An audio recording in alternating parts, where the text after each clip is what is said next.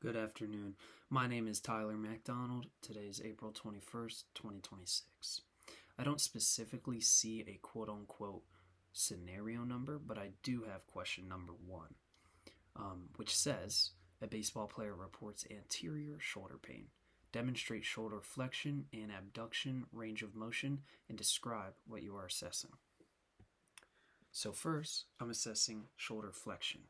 Flexion is the motion of raising the arm straight forward and overhead.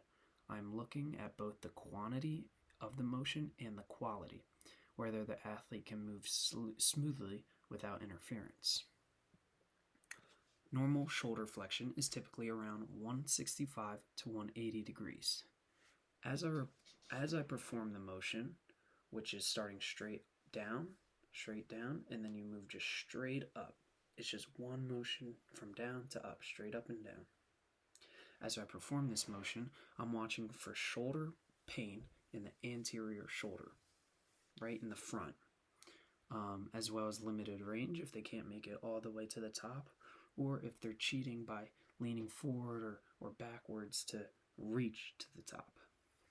If the athlete reports pain in the front of the shoulder during flexion, that suggests irritation of the anterior shoulder structures, which are commonly stressed in overhead athletes. Next, I'm assessing shoulder abduction. Abduction is lifting the arm out to the side and overhead in the frontal plane.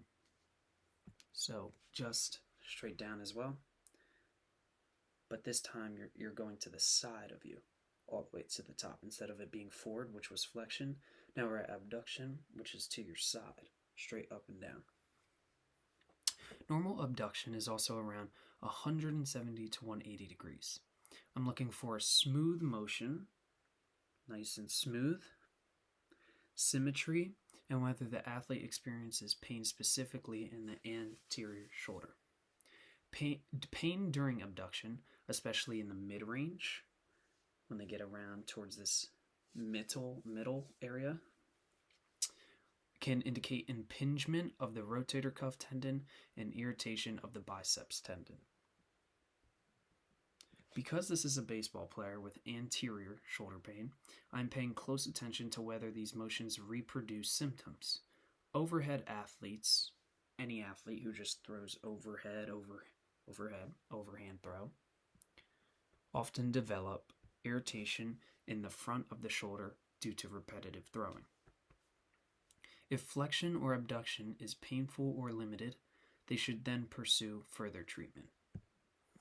That completes my demonstration of shoulder flexion and abduction range of motion for an athlete with anterior shoulder pain. Thank you and have a good day.